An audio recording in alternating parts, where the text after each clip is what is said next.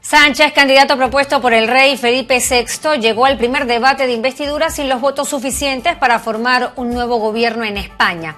Pero podrá lograrlo en la segunda sesión. Para analizarlo conversamos vía Skype con Lorena Arraiz. Ella es experta en comunicación política. Muchísimas gracias por acompañarnos, Lorena. Muchas gracias a ti, María Alejandra, por la invitación. Lorena, entendimiento pareciera haber sido la palabra clave del discurso que acaba de finalizar en el Congreso de España. ¿Qué tienes que decirnos sobre esta locución de Pedro Sánchez ante el Congreso? Sí, bueno, claramente Sánchez está enfrentando un momento difícil, lo está enfrentando toda España, claramente, y él se ha lanzado al Congreso de los Diputados con un discurso plagado, como bien dices, de palabras como entendimiento, cambio, progreso. Ha hablado muchísimo de diálogo, ha hablado muchísimo de encontrar la manera de tender puentes. No se sabe si esto es, digamos, una especie de mensaje que estaba enviando a el resto de los parlamentarios que aún no le apoyan y por lo cual él todavía no cuenta con los votos necesarios para alcanzar la investidura, que comienza mañana esa votación. Pero bueno, en todo caso, ese discurso ha estado minado de estas palabras que lo que hacen es pues reiterar esa necesidad que tiene actualmente la sociedad española y los políticos españoles por lograr un diálogo que permita la gobernabilidad, que es lo que tanto necesita España y los españoles. Lorena, para aclarar un poco el panorama, ¿cuántos votos necesita Pedro Sánchez para lograr ser investido como presidente del gobierno español? Entendemos que solo tiene 130, pero en total, ¿cuántos necesita en esta primera sesión? Necesitaría 176 votos, con lo cual o podría tener los 176 votos o la abstención de algunos de los grupos parlamentarios, principalmente el PP, por supuesto, o Podemos. Si alguno de estos dos grupos parlamentarios se abstuvieran en la votación, él podría alcanzar, porque tendría entonces la mayoría absoluta de los diputados que voten, ¿vale? Pero aparentemente esto no va a ocurrir porque ya Podemos ha declarado que van a votar en contra y asimismo lo ha aclarado el actual presidente en funciones, Mariano Rajoy, y su grupo parlamentario del PP, con lo cual además Pedro Sánchez está bastante claro en esta situación, lo ha dicho también en su discurso, ha reiterado que en efecto le faltan los votos, pero por eso precisamente ha hecho este llamado al diálogo y a los acuerdos y bueno, a encontrar esos puntos que ayuden a que se logre esta investidura. ¿Qué pudiera pasar, Lorena? Entendemos que si no logra estos votos en la primera votación, con mayoría simple pudiera alcanzarlo el 5 de marzo, pero si tampoco los logra el 5 de marzo, ¿qué pasa? ¿Nuevas elecciones en España?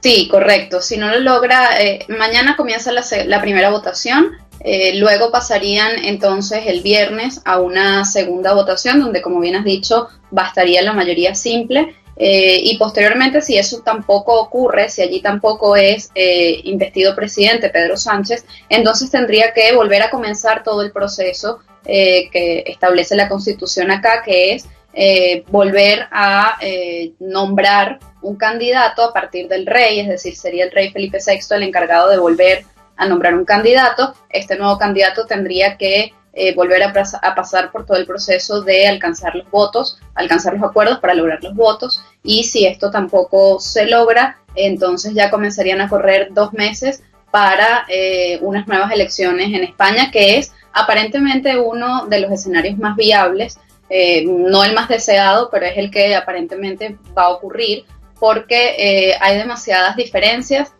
no se logran puntos de acuerdo, y no se logran principalmente porque los partidos que están con mayorías en el Parlamento, entiéndase por supuesto el Partido Popular, el partido actualmente en el gobierno de Mariano Rajoy y el partido que está liderando Pablo Iglesias, están en absoluta discordia, digamos, con Pedro Sánchez y con todo lo que ha propuesto el PSOE y sobre todo a partir de el reciente acuerdo que firmó con Ciudadanos. Recordemos que recientemente, la semana pasada, se ha firmado este acuerdo entre PSOE y Ciudadanos, que es lo que le da ahora la oportunidad de presentarse a esta investidura, aun cuando los votos no son suficientes. Pero claro, este acuerdo ha generado otros asuntos, que es que Podemos ha declarado que pues si ya él ha firmado un acuerdo con Ciudadanos, con quien por supuesto Podemos no está en consonancia, pues entonces ya no cuente con sus votos, así lo ha declarado Pablo Iglesias recientemente. Entonces, claro, estamos frente a una situación bastante complicada y donde no hay salida aparente partiendo de unos acuerdos. ¿Por qué? Porque Podemos está planteando una situación puntual, quiere dentro de sus... Él llegaría a acuerdos si se hace lo que pide, ¿no? Entonces, bueno, estamos hablando entonces de cuál es la negociación. Cuando uno negocia, en teoría sabes que hay cosas que tienes que poner por debajo de los intereses de la población, de la sociedad española en este caso, y no es lo que está haciendo Podemos y tampoco lo está haciendo el PP. Entonces, bueno, pues Pablo Iglesias se ha declarado que él no va a estar de ninguna manera apoyando esta situación, porque pide en principio que se establezca dentro de esos acuerdos el referéndum, y con esto Pedro Sánchez no está en lo absoluto de acuerdo, y por eso pues se ha echado, como decimos, para atrás, ¿no? Con este acuerdo con Podemos y con todos los grupos de extrema izquierda en el Parlamento. Y por otro lado está el PP, todo lo que significa el Partido Popular, que está por supuesto minado de la corrupción, que evidentemente ha truncado un poco el avance del Partido Popular, que es el grupo más votado, pero aún así carece pues de los apoyos necesarios dentro del Congreso para lograr estos acuerdos. Entonces, viendo este panorama, pues obviamente lo que se vislumbra es la posibilidad de que se hagan nuevas elecciones en España, que sería entonces para el 26 de junio. ¿Y qué conviene, Lorena, para España, repetir elecciones o que se llegue a un acuerdo en el segundo debate?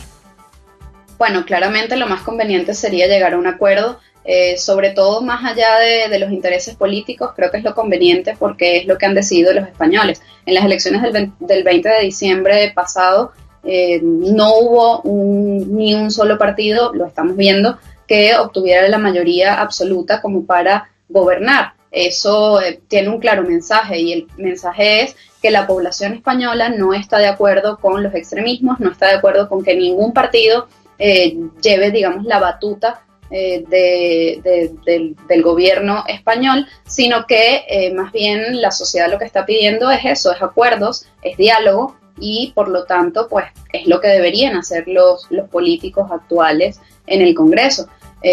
Yo creo que tendrían entonces que poner sus intereses personales o partidarios por debajo de estos intereses de la población y lograr sentarse en una mesa realmente a debatir cuáles son las propuestas de cada grupo parlamentario, de cada partido, y pues llegar a acuerdos. Eso es lo que ha pedido la población española y creo que eso es lo que deberían hacer los políticos. Sin embargo, pues hemos visto que ya a 2 meses de las elecciones pues no se ha llegado a nada.